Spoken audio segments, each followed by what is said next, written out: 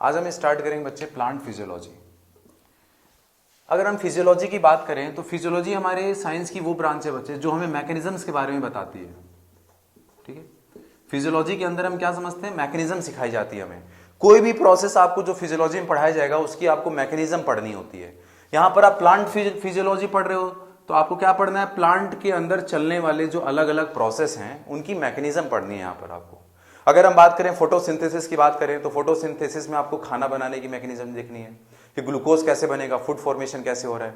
जब आप रेस्पिरेशन की बात करोगे तो आपको एनर्जी प्रोडक्शन की मैकेनिज्म देखनी है, किस तरह से सेल एनर्जी बनाएगी, कैसे एटीपी बनेगी। जब आप ट्रांसपोर्टेशन की बात करोगे तो आपको देखना है कि किस तरीके से लीफ के अंदर, इस लीफ के अंदर जो ग्लूकोज बना है वो किस तरीके से रूट तक पहुंचाया जाए, और रूट ने जो पानी एब्जॉर्ब किया किस तरीके से उसको लीफ तक पहुंचाया जाए, इसकी मैकेनिज्म आपको बताई जाएगी। यानी हमें समझ में आ गया कि प्लांट फिजियोलॉजी के अंदर हमें हर एक प्रोसेस की मैकेनिज्म पढ़नी है। ठीक है, प्लांट फिजियोलॉजी में सबसे पहले हम फोटोसिंथेसिस पढ़ेंगे। यानी यहां पर हमें क्या पढ़ना है, यहां पर हमें फूड फॉर्मेशन की मैकेनिज्म पढ़नी है, किस तरीके से प्लांट फूड फॉर्मेशन करेगा, कैसे प्लांट ग्लूकोज बनाएगा। अगर हम अपने अर्थ की बात करें बच्चे तो हमारे अर्थ पे जो अल्टीमेट सोर्स है एनर्जी का वो कौन है, सनलाइट। और इसी सनलाइट की जो एनर्जी है इसी पे हमारे इस अर्थ के जितने भी लिविंग ऑर्गेनिज्म हैं उसी पे फीड कर रहे हैं, उसी पे जिंदा हैं वो। अब ये कैसे पॉसिबल है, कैसे डायरेक्टली और इनडायरेक्टली किस तरीके से लिंक्ड है वो हम देखेंगे अगर, तो हमें ये पता चलेगा कि हमारे जो प्लांट हैं, ये जो ऑटोट्रॉप्स हैं, ये ऑटोट्रॉप्स क्या करते हैं, जो प्लांट है बच्चे इनके पास एबिलिटी होती है किस चीज़ की, कि जो हमारी जो लाइट एनर्जी है इसको यूज करके ये कुछ केमिकल कंपाउंड बनाते हैं जिसको हम यहाँ पर ग्लूकोज बोलेंगे, देखेंगे अभी हम। तो इन्होंने क्या किया, लाइट की एनर्जी को यूज करके इन्होंने केमिकल कंपाउंड बनाया, यानी लाइट की एनर्जी को कन्वर्ट कर दिया केमिकल एनर्जी में। ठीक है, इसीलिए हम अपने इस फोटोसिंथेसिस प्रोसेस को बोलते हैं फिजियो केमिकल प्रोसेस, मतलब फिजिकल क्वांटिटी लाइट को यूज करके केमिकल प्रोडक्ट बना रहे हैं, क्या, ग्लूकोज। ठीक है, अगर इस फोटोसिंथेसिस प्रोसेस में क्या क्या होता है उसका अगर इक्वेशन देखें, अगर हम जो हम बहुत पहले से पढ़ते आ रहे हैं, अगर बच्चे हम इस फोटोसिंथेसिस प्रोसेस के इक्वेशन अगर देखें जो आप लोअर क्लासेस से यही इक्वेशन पढ़ते हो, क्या करते हैं इसमें हम CO2 प्लस H2O से क्या बना लेते हो आप, glucose plus oxygen in the presence of sun light. ठीक है, तो ये आपका चल रहा है किसके अंदर बताओ, फोटोसिंथेसिस प्रोसेस के अंदर। क्या किया हमने, CO2 और H2O को इन the presence of sunlight convert कर दिया ग्लूकोज में। ठीक है, ये आप लोअर क्लास से पढ़ते आ रहे हो। और यहां पर आपको क्या करना है, यहां पर आपको इस प्रोसेस की मैकेनिज्म समझनी है कि किस तरीके से CO2 और H2O की हेल्प से हमने ग्लूकोज बना दिया, इसकी हमें मैकेनिज्म समझनी है यहां पर पूरी। ठीक है, तो ये तो आप पूरे चैप्टर में यही पढ़ने वाले हो। लेकिन अगर हम इस इक्वेशन की बात करें बच्चे तो इस इक्वेशन में क्या हो रहा है, अगर हम देखें कि इस CO2 को हमने किस में कन्वर्ट कर दिया बताओ, ग्लूकोज में।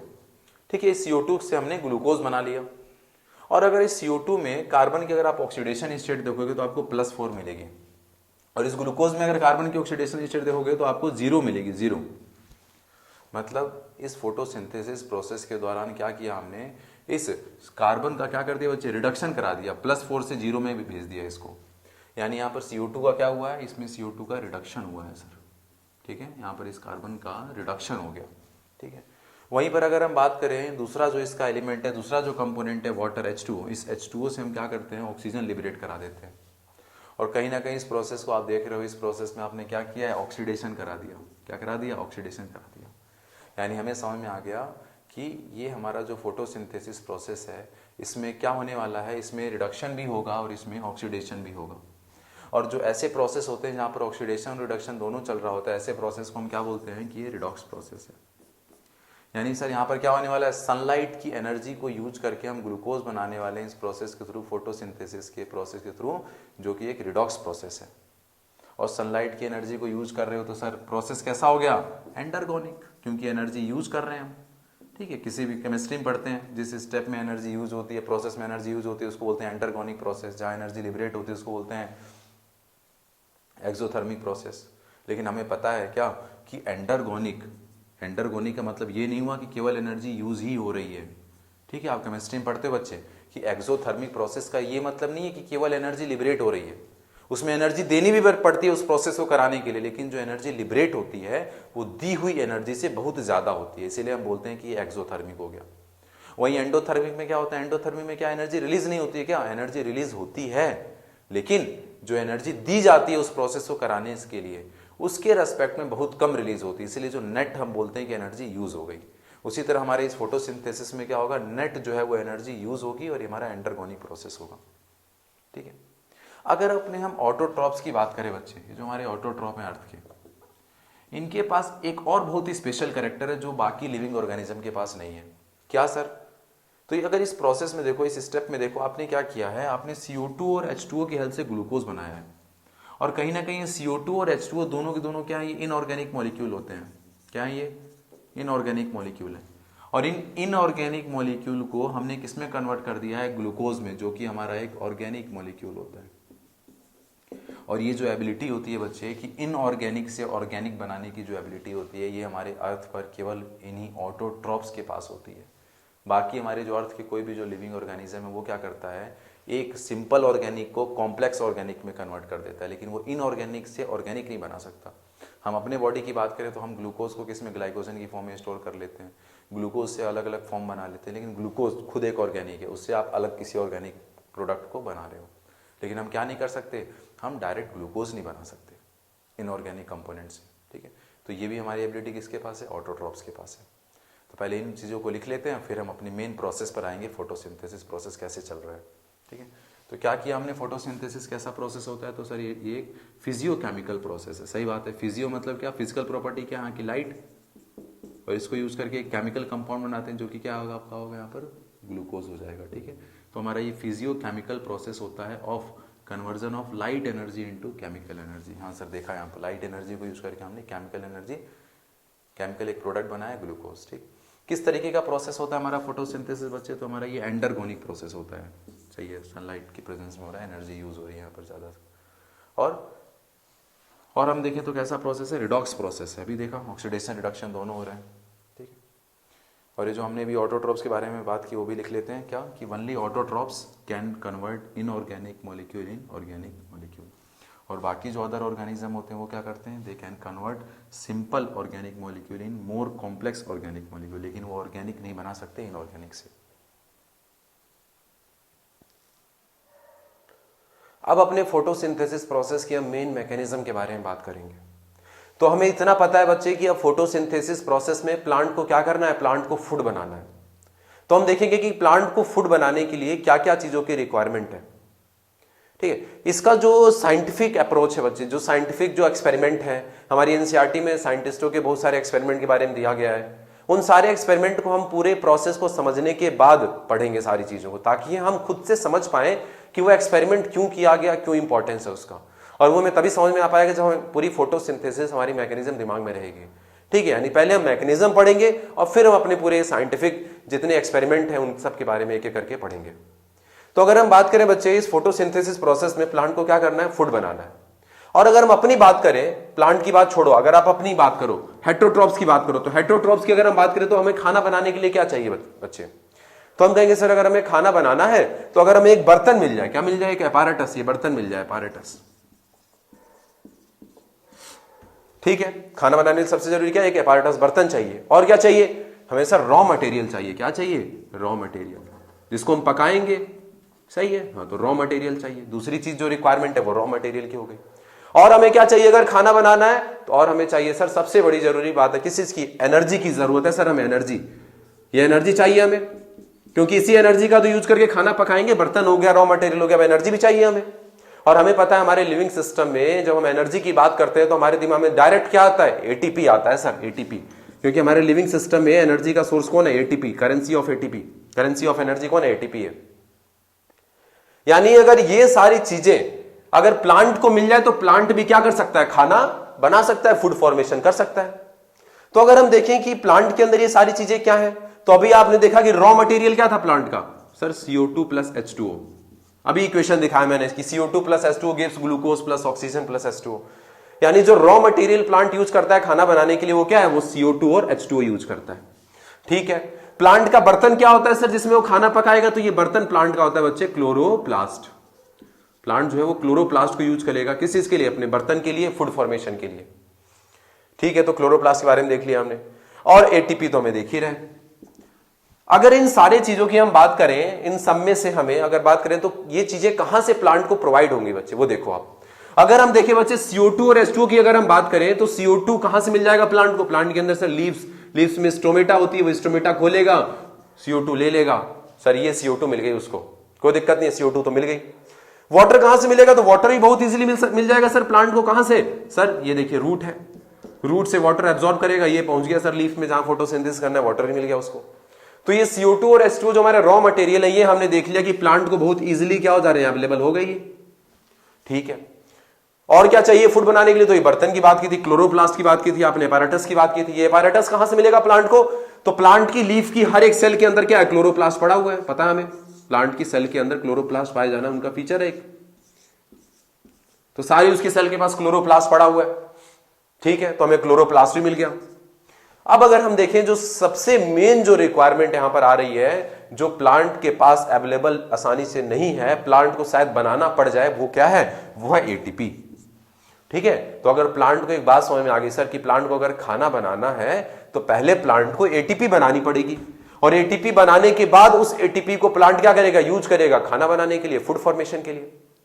ठीक है, तो इसी नीड, इसी जरूरत के हिसाब से हमने क्या किया है, अपना जो पूरा फोटोसिंथेसिस का प्रोसेस है उसको हमने 2 पार्ट में डिवाइड कर दिया है।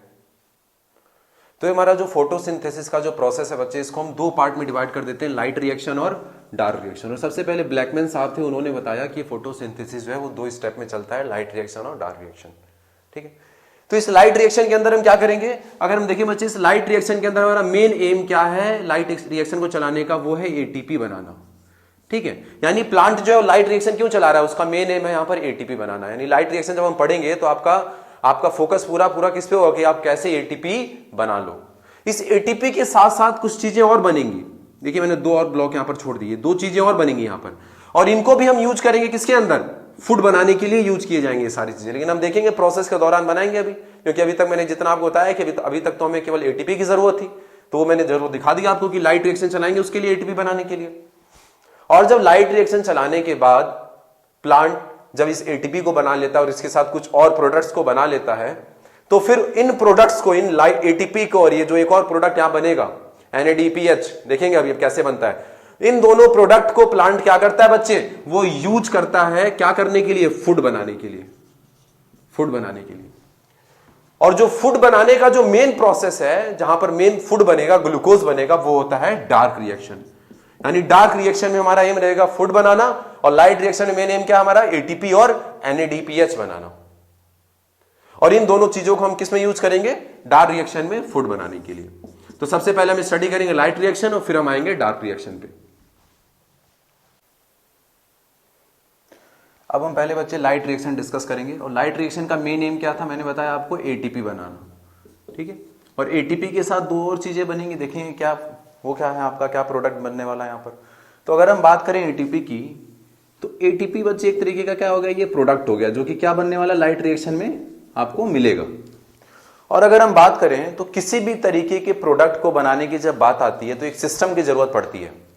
ठीक है, कोई भी चीज आप देख लो, मान लो बिस्किट बनाना है तो बिस्किट की फैक्ट्री, वहां सिस्टम बना हुआ है, मशीन है, लेबर है, वर्कर है, रॉ मटेरियल है, सब मिलकर वो प्रोडक्ट बनाकर दे रहे हैं। ठीक है, आपको मान लो डॉक्टर बनना है तो आपको डॉक्टर बनाने के लिए एक सिस्टम बना हुआ है, कोचिंग सिस्टम है, टीचर हैं, सारी चीजें लगी हैं, तब आप बन रहे हो डॉक्टर। ठीक, तो उसी तरीके से किसी भी प्रोडक्ट को बनाने के लिए क्या चाहिए? एक सिस्टम चाहिए होता है। ठीक, उसी तरह हमारे ATP को बनाने के लिए भी एक सिस्टम की रिक्वायरमेंट है, और यहां पर जो सिस्टम है उस सिस्टम का नाम दिया गया है फोटो सिस्टम। तो ये फोटो सिस्टम वो सिस्टम है जो कि क्या बनाकर देगा? ये हमें ATP बनाकर देने वाला है फोटो सिस्टम, और इसके साथ कुछ और बनाएगा, वो हम देखेंगे क्या है आगे। ठीक है, तो यहीं पे मैं लिख देता हूं, देखो ये 2 चीजें, एक तो ATP ये हो गई हमारी, और इसके साथ साथ जो और 2 बनने वाला है वो हम देखेंगे क्या बन रहा है यहां पर। तो हमारा जो फोटो सिस्टम है वो हमें क्या करने वाला है? हमें ATP बनाने वाला है। ठीक, और हमें एक चीज और पता है कि कोई भी जो सिस्टम है वो किसी एक आदमी से मिलकर नहीं बना होता है। हर एक सिस्टम को बनाने के लिए कई सारे आदमी मिलकर क्या करते हैं? काम करते हैं, तब जाकर वो सिस्टम बनता है। तो यहां पर वो कौन है जो कि इस सिस्टम को बना रहे हैं? तो यहां पर इस सिस्टम को बनाने के लिए जो यूनिट्स हैं, इस फोटो सिस्टम को बनाने वाली जो यूनिट्स हैं, उनको हम बोलते हैं पिगमेंट। क्या बोलते हैं उनको हम? पिगमेंट। यानी सर इस फोटो सिस्टम को कौन बनाता है? पिगमेंट्स बनाते हैं इस फोटो सिस्टम को। ठीक है, अब अगर हम बात करें तो ये पिगमेंट किस तरीके से अरेंज होते हैं इस फोटो सिस्टम के अंदर, तो आप देखोगे ये जो आपके फोटो सिस्टम की जब हम बात करते हैं तो इस फोटो सिस्टम को हम क्या करते हैं? इन पिगमेंट्स की अरेंजमेंट के हिसाब से बोलते हैं इस फोटो सिस्टम के अंदर हमें दो कंपोनेंट देखने को मिलते हैं। सर वो क्या दो कंपोनेंट है फोटो सिस्टम के? तो उन दो कंपोनेंट का हमने नाम रखा है बच्चे, एक को हम बोलते हैं रिएक्शन सेंटर और एक को बोलते हैं हम light harvesting complex. Light harvesting complex और रिएक्शन सेंटर, ये दोनों मिलकर क्या बना रहे हैं? आपका फोटो सिस्टम। और ये दोनों ही क्या है? दोनों ही पिगमेंट है। और सबसे बड़ी बात आती है पिगमेंट क्या होते हैं। तो अगर आपसे आज के बाद कोई पूछे कि क्या पिगमेंट क्या होता है, तो आप कह देना पिगमेंट वो एक कोई भी ऐसा कंपाउंड है, कोई भी ऐसा सबस्टेंस है जो कि क्या कर सकता है बताओ, जो कि जिसका एक पर्टिकुलर कलर होगा और उसके पास एक एबिलिटी होगी पर्टिकुलर लाइट को एब्जॉर्ब करने की। ठीक है, यानी सर पिगमेंट क्या होते हैं? कलर्ड सबस्टेंस होते हैं जिनके पास एबिलिटी होती है लाइट एब्जॉर्ब करने की। ठीक है, यानी हमें समझ में आ गया कि हम बोलते हैं, मान लो आप पढ़ते हो क्लोरोफिल ए एक पिगमेंट पढ़ते हो, क्लोरोफिल बी पढ़ते हो, क्लोरोफिल सी पढ़ते हो, तो ये जो पिगमेंट है क्लोरोफिल ए बी सी, ये एक दूसरे से किस तरीके से अलग होंगे? तो आज के बाद आप सोच सकते हो कि सर क्लोरोफिल ए जो है वो क्लोरोफिल बी से इस तरीके से अलग होगा कि क्लोरोफिल ए का जो कलर होगा वो कुछ और होगा और क्लोरोफिल बी का जो कलर है वो कुछ और होगा। और इसके साथ साथ क्या हो रहा होगा? ये क्लोरोफिल ए किसी दूसरी वेवलेंथ ऑफ लाइट को एब्जॉर्ब कर रहा होगा और ये क्लोरोफिल बी जो है ये किसी दूसरी वेवलेंथ ऑफ लाइट को एब्जॉर्ब कर रहा होगा। और इस तरीके से कई अलग अलग पिगमेंट हम देखेंगे। ठीक है, तो यहां पर क्या होता है, इस फोटो सिस्टम में क्या होता है बच्चे कि इस पूरा का पूरा फोटो सिस्टम किसका बना है? सब पिगमेंट ही है। जब सारे पिगमेंट हैं तो फिर हमें क्यों दो कंपोनेंट के बारे में बात करनी पड़ रही है? क्यों हमें कहना पड़ रहा है कि ये रिएक्शन सेंटर है? क्यों हमें कहना पड़ रहा है कि लाइट हार्वेस्टिंग कॉम्प्लेक्स है? क्योंकि बच्चे इस रिएक्शन सेंटर हम उसे बोलते हैं, इस फोटो सिस्टम के अंदर हमारी एनसीईआरटी में एक ऐसा डायग्राम बना रखा है सारा। ठीक है, ऐसे सारे पिगमेंट्स को ऐसे लगाकर एक डायग्राम बना रखा है। ठीक है, और बीच में ऐसे दिखा दिया उन्होंने रिएक्शन सेंटर। तो इसका मतलब ये हुआ बच्चे कि रिएक्शन सेंटर भी कुछ और नहीं है बल्कि ये भी कोई पिगमेंट होगा। लेकिन क्या कहानी है कि इसको रिएक्शन सेंटर ही एकदम अलग ही हम इसके बारे में बात करना चाहते हैं। यहां पर कौन सा ऐसा पिगमेंट है? तो सर इस फोटो सिस्टम के अंदर जिस जगह पर क्लोरोफिल ए रखी रहती है उस जगह को हम बोलते हैं कि ये इस फोटो सिस्टम का रिएक्शन सेंटर हो गया। अब इस क्लोरोफिल ए को इतनी ज्यादा अहमियत क्यों दी जा रही है, इतना ज्यादा इंपॉर्टेंट क्यों है क्लोरोफिल ए, ये हम आगे बात करेंगे अभी जब पूरा प्रोसेस समझेंगे। लेकिन हमें समझ में आ गया कि इस फोटो सिस्टम के अंदर रिएक्शन सेंटर कौन सी जगह है? ये वो जगह है जहां पर क्लोरोफिल ए रखा हुआ है। और लाइट हार्वेस्टिंग कॉम्प्लेक्स ये कौन सी जगह है? ये वो जगह है जहां पर सारे पिगमेंट हैं, chlorophyll B, chlorophyll C, chlorophyll D, chlorophyll जितने भी आप क्लोरोफिल जानते हैं वो सब पड़े होंगे आपके यहां पर। इसके साथ जेंथोफिल, कैरोटीनोइड सारे पड़े हैं यहां पर। लेकिन कौन नहीं मिलेगा आपको यहां पर? यहां पर आपको क्लोरोफिल ए नहीं मिलेगा बच्चे। क्लोरोफिल ए को छोड़कर सारे पिगमेंट आपको दिखाई देंगे इस लाइट हार्वेस्टिंग कॉम्प्लेक्स में। ठीक है, अब इस क्लोरोफिल ए की इतनी इंपॉर्टेंस क्यों है? फिर वही बात आती है, सर क्यों आप बार बार इस क्लोरोफिल ए को इतना अलग समझ रहे हैं? तो आगे देखेंगे क्यों इसकी इतनी इंपॉर्टेंस है बच्चे। यानी हमें समझ में आ गया कि फोटो सिस्टम जो है दो पार्ट से मिलकर बना है, रिएक्शन सेंटर और लाइट हार्वेस्टिंग कॉम्प्लेक्स। और इस रिएक्शन सेंटर में कौन रखा है? Chlorophyll A. और लाइट हार्वेस्टिंग कॉम्प्लेक्स में क्लोरोफिल ए को छोड़कर सारे एंजाइम, सारे आपको जो पिगमेंट है वो देखने को मिलेंगे यहां पर। और यहां पर ये जो लाइट हार्वेस्टिंग कॉम्प्लेक्स है बच्चे, इसको हम एंटीना भी बोलते हैं। ठीक है, लाइट हार्वेस्टिंग कॉम्प्लेक्स वाला एंटीना। ठीक है, हमारे जो फोटो सिस्टम होते हैं बच्चे, ये फोटो सिस्टम दो तरीके के होते हैं, फोटो सिस्टम फर्स्ट और फोटो सिस्टम सेकंड। सर किस बेसिस पे आपने इनको डिवाइड कर दिया दो तरह के फोटो सिस्टम में? तो देखेंगे बच्चे जब, तो इस फोटो सिस्टम के जो दो पार्ट मैंने आपको बताए थे, एक तो बताया था मैंने आपको क्या, इसका रिएक्शन सेंटर और इसका लाइट हार्वेस्टिंग कॉम्प्लेक्स। और इसके रिएक्शन सेंटर में कौन था? Chlorophyll A. इसी रिएक्शन सेंटर के बेसिस पर इनको डिवाइड किया जाता है दो पार्ट में, फोटो सिस्टम फर्स्ट और फोटो सिस्टम सेकंड। मतलब दोनों ही फोटो सिस्टम में जो लाइट हार्वेस्टिंग कॉम्प्लेक्स है वो तो एक ही जैसा होगा, जो डिफरेंस होगा वो किसमें होगा? केवल रिएक्शन सेंटर में होगा। अब रिएक्शन सेंटर में क्या डिफरेंस होगा? तो बताया गया है कि रिएक्शन सेंटर उसी को बोलते हैं, इसमें क्लोरोफिल ए है। यानी दोनों के रिएक्शन सेंटर में क्या होगा? क्लोरोफिल ए ही रखा हुआ है, क्लोरोफिल ए ही रखा होगा। फिर किस चीज का डिफरेंस होगा? तो इस चीज का डिफरेंस होगा बच्चे कि क्लोरोफिल ए जो है वो किस लाइट को रेस्पॉन्ड कर रहा है। जो फोटो सिस्टम फर्स्ट होता है उसमें जो क्लोरोफिल ए रखा होता है बच्चे, देखिए यहां पर फोटो सिस्टम फर्स्ट में जो क्लोरोफिल ए रखा होता है उसे हम बोलते हैं क्लोरोफिल ए 700। क्लोरोफिल ए 700 मतलब ये जो क्लोरोफिल ए है बच्चे, ये 700 नैनोमीटर की लाइट को रेस्पॉन्ड करता है। ठीक है, किसको रेस्पॉन्ड कर रहा है? ये 700 नैनोमीटर की लाइट को ये रेस्पॉन्ड करेगा। मतलब जब ये 700 नैनोमीटर की लाइट आएगी तो उसको एब्जॉर्ब करने के लिए कौन जाएगा? पहले ये फोटो सिस्टम फर्स्ट जाएगा, क्लोरोफिल ए 700 वाला मॉलिक्यूल है उसको एब्जॉर्ब करेगा, ठीक है। और वही जो हमारा फोटो सिस्टम सेकंड होता है, ये इसके जो रिएक्शन सेंटर में जो क्लोरोफिल ए रखा रहता है उसको हम बोलते हैं क्लोरोफिल ए 680। 680 मतलब ये हुआ सर कि ये कैसी लाइट को रेस्पॉन्ड करेगा, ये 680 नैनोमीटर की लाइट को रेस्पॉन्ड करेगा, उसको ये मेनली यही एब्जॉर्ब करने के लिए जाएगा सबसे पहले, ठीक है। इसमें दूसरे तरीके से जो क्वेश्चन पूछा जाता है कि बताओ क्या क्लोरोफिल ए 700, देखो मैंने जो डायरेक्ट क्वेश्चन आएगा जो एनसीईआरटी में के हिसाब से जो डायरेक्ट आएगा वो मैंने बता दिया। अगर आपसे पूछा जाए कि 700 नैनोमीटर की लाइट को कौन रेस्पॉन्ड करेगा तो आप बोल देना फोटो सिस्टम फर्स्ट। आपसे अगर पूछा जाए कि 680 नैनोमीटर की लाइट को कौन रेस्पॉन्ड करेगा तो आप बोलना फोटो सिस्टम सेकंड। लेकिन एक असली कहानी ये होती है कि इस फोटो सिस्टम फर्स्ट की जो एब्जॉर्प्शन मैक्सिमा होती है कि मैक्सिमम किस वेवलेंथ की लाइट को रेस्पॉन्ड कर सकता है तो वो है 700 नैनोमीटर। अब इसका मतलब ये हुआ कि ये फोटो सिस्टम फर्स्ट ये 680 की भी लाइट को रेस्पॉन्ड कर सकता है, 680 के ऊपर वाले को भी रेस्पॉन्ड कर सकता है और 680 के नीचे वाले को भी रेस्पॉन्ड कर सकता है। दूसरा क्वेश्चन इस तरीके से पूछा जाता है बच्चे, क्या कि फोटो सिस्टम फर्स्ट किस तरह की लाइट को रेस्पॉन्ड करेगा तो आप बोलना ये 600 से 80 के ऊपर वाले की भी लाइट को रेस्पॉन्ड कर सकता है और 680 के नीचे वाले लाइट को भी रेस्पॉन्ड कर सकता है,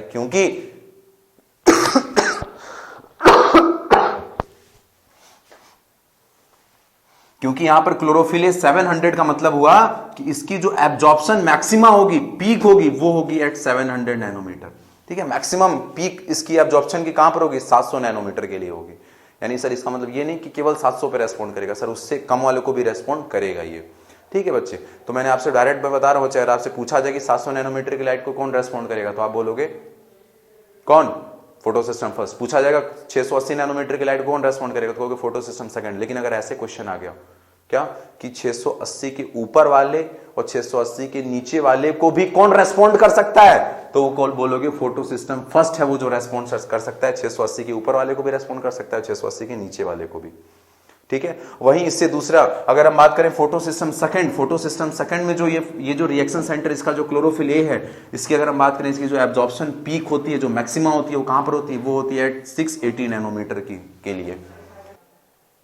तो दूसरी तरीके से जो यहां पर पूछा जा सकता है, जो यहां पर इसकी पीक 680 यानी ये केवल कैसी लाइट को रेस्पॉन्ड कर सकता है, केवल ये 680 और 680 के नीचे की लाइट को रेस्पॉन्ड कर सकता है, 680 के ऊपर वाले को रेस्पॉन्ड नहीं करेगा। ये दूसरा तरीका हो गया पूछने का, ठीक है, कि कौन सा है जो 680 केवल नीचे को रेस्पॉन्ड करेगा तो कहोगे फोटो सिस्टम सेकंड। कौन सा ऐसा जो 680 के ऊपर और 680 के नीचे दोनों को रेस्पॉन्ड कर सकता है तो बोलोगे फोटो सिस्टम फर्स्ट। और दूसरा जो तरीका आपसे पूछा जाएगा कि बताओ फोटो सिस्टम फर्स्ट किसको रेस्पॉन्ड करेगा तो कहोगे 700 नैनोमीटर की लाइट को। और अगर आपसे पूछा जाएगा फोटो सिस्टम सेकंड किसको रेस्पॉन्ड करेगा तो कहोगे 680 नैनोमीटर की लाइट को। क्वेश्चन जब मिलेगा, मैंने क्वेश्चन बैंक डाला हुआ है वहां पर आपको क्वेश्चन मिल जाएंगे इन सब चीजों के, ठीक है। और दूसरी बात पूछी जाती है कि बताओ इस क्लोरोफिल ए 700 वाले को क्यों फोटो सिस्टम फर्स्ट बोला, इसी को फोटो सिस्टम सेकंड क्यों नहीं बोल दिया। तो ये जो नाम दिया गया है बच्चे वो दिया गया है on the basis of their discovery, कौन पहले डिस्कवर हुए कौन बाद में डिस्कवर हुए। तो क्लोरोफिल ए 700 वाले जो रिएक्शन सेंटर वाला जो फोटो सिस्टम था वो पहले डिस्कवर हुआ तो उसको बोल दिया फोटो सिस्टम फर्स्ट, ठीक है। और ये हमारा क्लोरोफिल ए 680 वाला बाद में डिस्कवर हुआ तो इसको बोला फोटो सिस्टम सेकंड, ठीक है। यानी अब हमें एक बात समझ में आ गई कि हमारा फोटो सिस्टम किससे बना हुआ है तो पिगमेंट से मिलकर बना हुआ है। पिगमेंट में अगर बात करेंगे तो कैसे अरेंज है, वो दो ग्रुप में अरेंज है। एक में तो क्या बोला उनको हम लोगों ने, इसकी एक कंपोनेंट को मैंने बोला रिएक्शन सेंटर और दूसरे को क्या बोला मैंने, light harvesting complex. Light harvesting complex में भी क्या है, इसमें भी सर पिगमेंट है, वो पिगमेंट जो है वो प्रोटीन के साथ मिलकर, किसके साथ मिलकर, पिगमेंट प्रोटीन कॉम्प्लेक्स बनाकर क्या हुए हैं वो यहाँ पर पड़े हुए हैं, ठीक है। तो इसमें क्या मिलेगा आपको, पिगमेंट प्रोटीन का कॉम्प्लेक्स मिलेगा, पूरा लाइट हार्वेस्टिंग कॉम्प्लेक्स बनाएगा वो। और रिएक्शन सेंटर में कौन रखा हुआ है, क्लोरोफिल ए वाला पिगमेंट यहाँ पर रखा हुआ है, ठीक है। और इस लाइट हार्वेस्टिंग सिस्टम में सारे पिगमेंट होंगे बच्चे, इस पिगमेंट प्रोटीन कॉम्प्लेक्स में सारे पिगमेंट आपको दिखाई देंगे लाइट हार्वेस्टिंग कॉम्प्लेक्स में। लेकिन किसको छोड़कर केवल एक पिगमेंट यहाँ पर नहीं होगा, वो है क्लोरोफिल ए, ठीक है। इसमें कई सारे क्वेश्चन आते हैं और आपको दिक्कत नहीं आएगी उनको सॉल्व करने में। तो यहाँ पर हमें समझ में आ गया बच्चे कि हमारा जो ये फोटो सिस्टम है वही हमें एटीपी बनाकर देने वाला है। अब हम देखेंगे ये फोटो सिस्टम एक्चुअली रखा कहाँ हुआ है, हमारी प्लांट की सेल के अंदर हमने कहाँ रखा है इस फोटो सिस्टम को।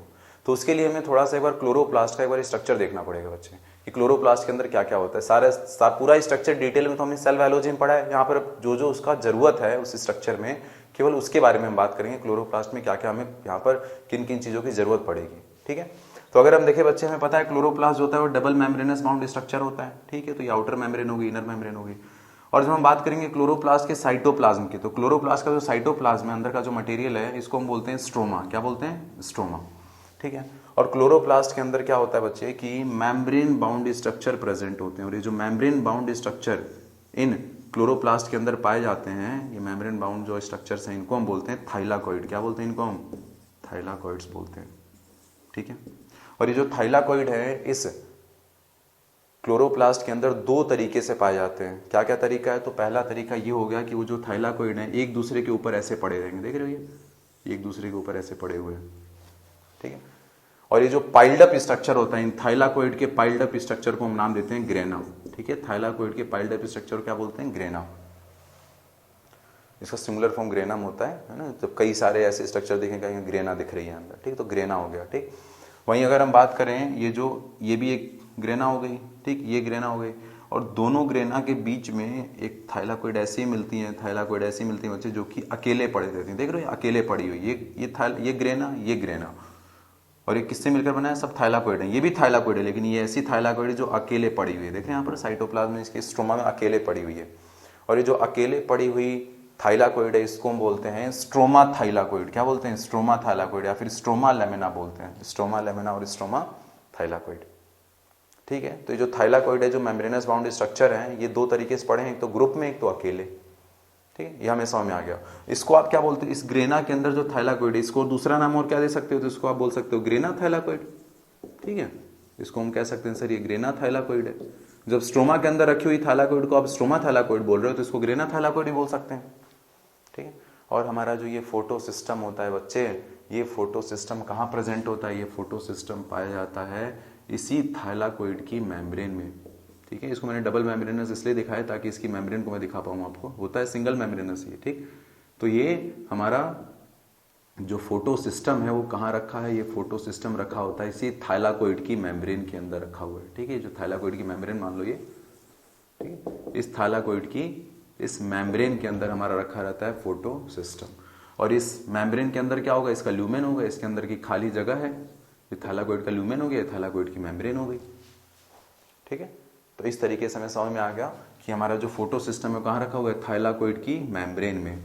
यानी जब थाइलाकॉइड की मेम्ब्रेन में फोटो सिस्टम रखा हुआ है, तो पूरा का पूरा लाइट रिएक्शन भी कहाँ चलने वाला है? यानी एक बात समझ में आ गई कि जो लाइट रिएक्शन होता है, वो लाइट रिएक्शन कहाँ चलता है?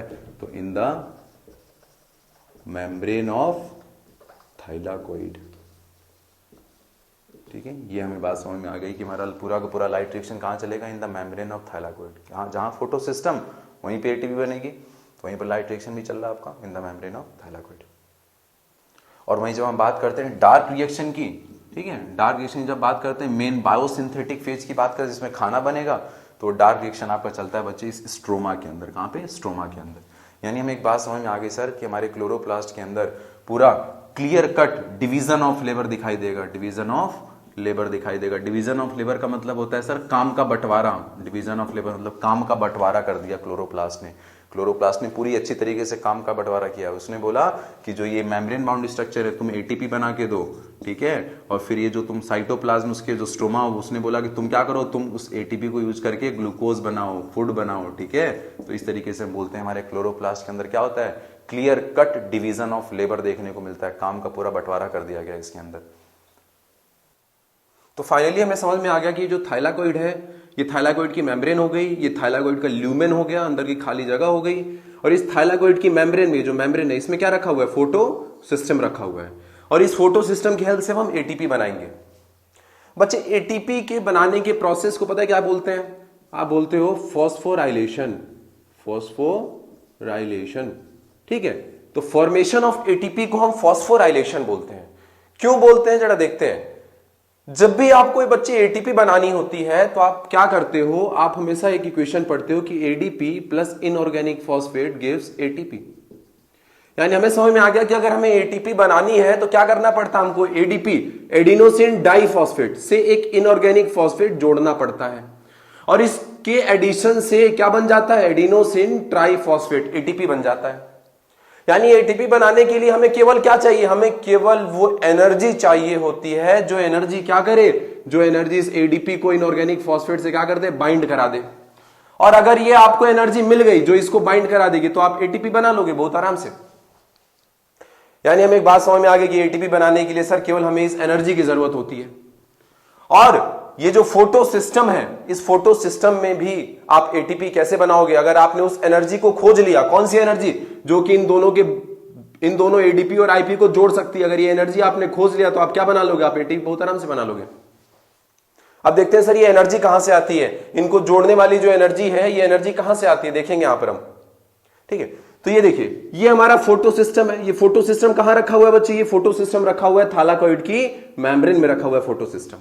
और इस फोटो सिस्टम के अंदर क्या है? इस फोटो सिस्टम के अंदर पिगमेंट्स हैं। देखा हमने दो तरह के पिगमेंट देखा था, दो तरह का ग्रुप हमने देखा था। यहां पर एक को बोला था हमने रिएक्शन सेंटर और दूसरा जो ग्रुप था उसको मैंने बोला था लाइट हार्वेस्टिंग कॉम्प्लेक्स बोला था। ठीक है, अब क्या होगा, मान लीजिए कि ये हमारा कौन सा फोटो सिस्टम मान लो फर्स्ट है। अभी जो फोटो सिस्टम फर्स्ट है, देखिए काम कैसे करता है, ये कैसे एटीपी बनाता है। तो जब हमारी बाहर से जब सनलाइट गिरेगी इसके किसी ऊपर, लीफ पे गिरी, पहले तो ये देखिए लीफ पे गिरा सनलाइट, लीफ पे गिरी, लीफ की सेल्स पे गिरी। सेल्स के अंदर क्या, उनके क्लोरोप्लास्ट है, क्लोरोप्लास्ट के अंदर क्या रखा हुआ है, थालाकोइड रखा हुआ है, और थालाकोइड की मेम्ब्रेन में रखा हुआ है ये हमारा फोटो सिस्टम। तो अब जब ये सनलाइट गिरेगी, किस पर गिरेगी? इस फोटो सिस्टम पे गिरेगी। तो क्या होगा सर, ये पिगमेंट है और पिगमेंट का काम होता है लाइट को एब्जॉर्ब करना, तो ये क्या करेंगे, ये पिगमेंट इसके अंदर जो रखे हुए हैं लाइट को क्या करेंगे बच्चे, एब्जॉर्ब करेंगे। और जब ये लाइट को एब्जॉर्ब करेंगे तो हमें पता है लाइट क्या होती है, light is a form of energy. Light एक एनर्जी का ही फॉर्म है, एक सोर्स है।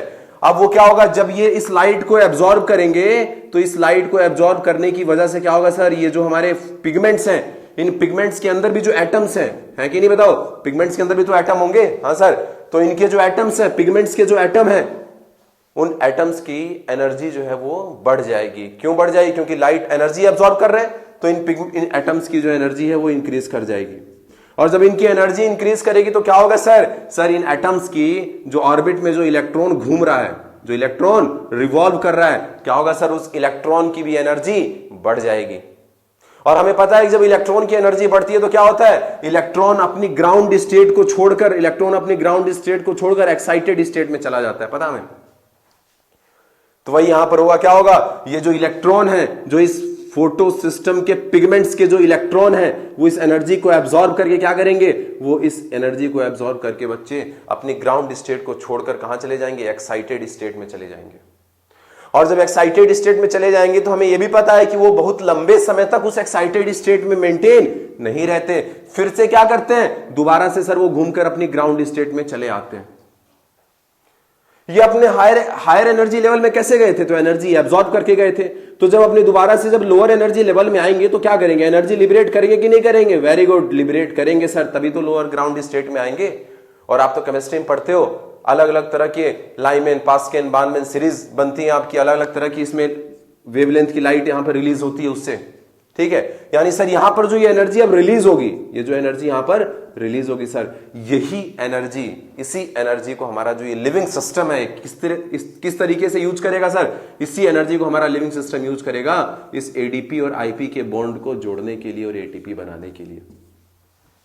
अब हमें समझ में आ गया कि सर ये फोटो सिस्टम कैसे एटीपी बना कर देगा। इस फोटो सिस्टम ने केवल क्या किया, केवल इस लाइट एनर्जी को एब्जॉर्ब किया, और एब्जॉर्ब करके क्या हुआ, अपने इलेक्ट्रॉन की इन्होंने हायर ऑक्सीडेशन स्टेट में भेजा, हायर एनर्जी लेवल में भेजा। और हायर एनर्जी लेवल में जब इलेक्ट्रॉन जाएगा तो क्या करेगा, दोबारा अपने लौट कर आएगा लोअर एनर्जी लेवल में, और लौट के आते समय क्या करेगा, ये सर एनर्जी लिबरेट करेगा। और ये जो एनर्जी लिबरेट करेगा, उसी एनर्जी को क्या किया जाएगा बच्चे, उस एनर्जी को यूज कर लेंगे हम एडीपी और आईपी के बॉन्ड को जोड़ने के लिए और एटीपी बनाने के लिए। इसीलिए तो एटीपी बनाने के प्रोसेस को आप फॉस्फोराइलेशन बोल रहे हो। क्यों? क्योंकि एटीपी बनाने के लिए आपने केवल क्या किया है, केवल एक फॉस्फेट ही तो जोड़ा है बच्चे। तो फॉस्फोराइलेशन मतलब addition of phosphate, addition of phosphate से क्या हो गया, आपको यहां पर मिल गई एटीपी। अब ये जो प्रोसेस है सर, अब हम यहां पर समझ सकते हैं कि जब हमने फोटो सिस्टम की स्टडी की थी बच्चे, तो वहां पर मैंने आपसे बताया था कि रिएक्शन सेंटर के बारे में मैंने बात की थी आपसे, और मैंने वहां पर आपसे किसके बारे में बात किया था, लाइट हार्वेस्टिंग कॉम्प्लेक्स के बारे में बात किया था। अब थोड़ा हम समझने की कोशिश करेंगे सर कि हम इतना ज्यादा इस रिएक्शन सेंटर पे फोकस क्यों कर रहे थे। इतना ज्यादा वहां पर फोकस इसलिए किया जा रहा था क्योंकि बच्चे ये जो लाइट है, जब लाइट गिरेगी इस फोटो सिस्टम पर तो ये जो इलेक्ट्रॉन निकला है, ये इलेक्ट्रॉन किसका निकलता है? यहां पर ये इलेक्ट्रॉन निकलता है क्लोरोफिल ए का निकलता है। इस क्लोरोफिल ए वाले पिगमेंट ने ही अपना इलेक्ट्रॉन क्या किया है? एक्साइट किया है। इसीलिए इस क्लोरोफिल ए जहां पर होता है उसको हम बोलते हैं रिएक्शन सेंटर, क्योंकि इसी का क्या होता है? इलेक्ट्रॉन यहीं से एमिट हो रहा है। ठीक है, तो सर जब इलेक्ट्रॉन यहां से एमिट हो रहा है तो इन बाकी सब पिगमेंट्स का क्या काम है? इनका तो कोई फंक्शन ही नहीं दिख रहा हमें।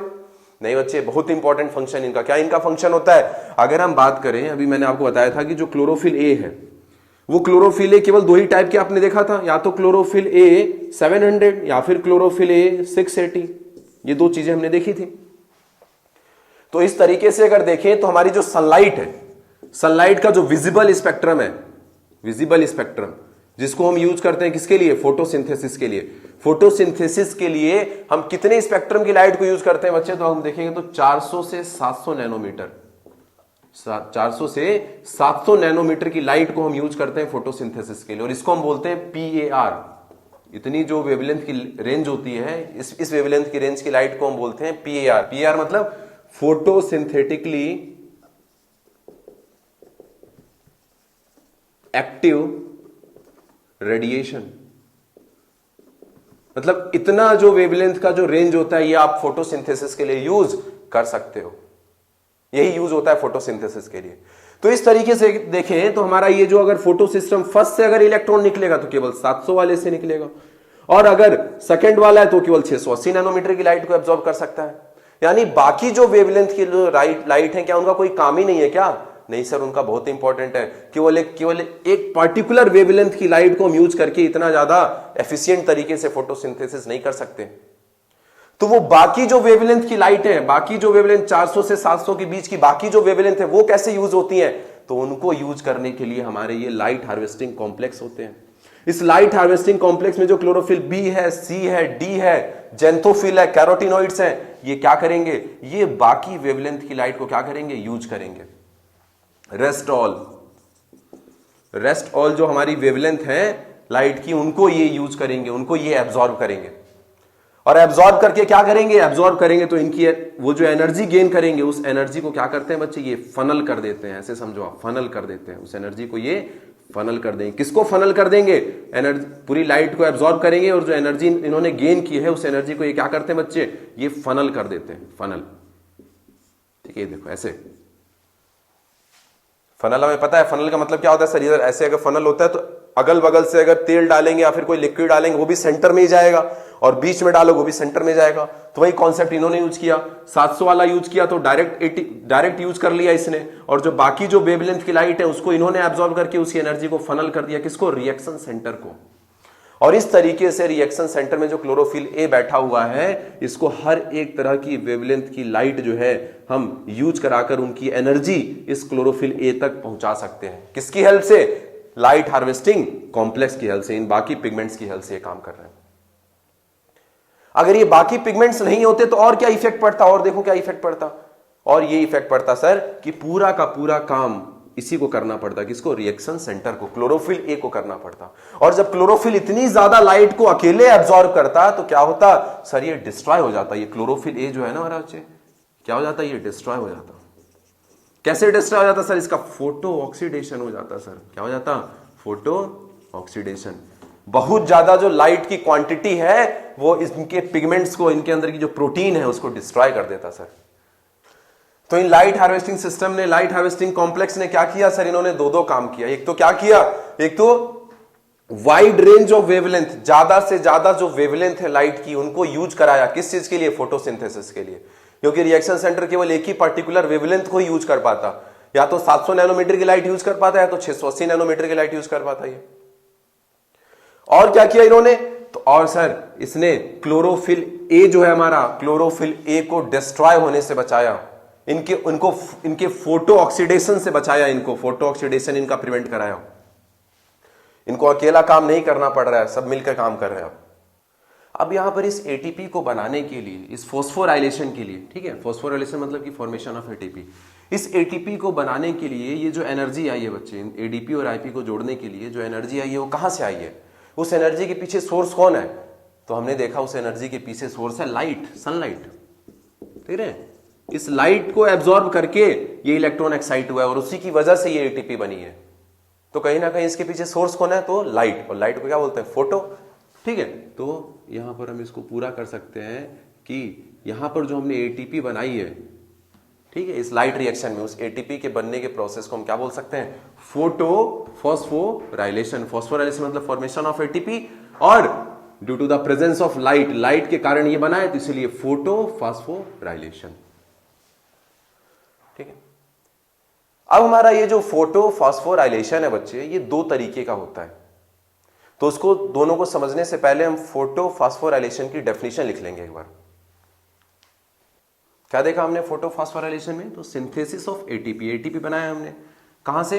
From ADP and inorganic phosphate in the presence of light. Light को यूज करके हमने बनाया एटीपी, इसलिए क्या बोलते हैं इसको हम लोगों ने? Photo phosphorylation.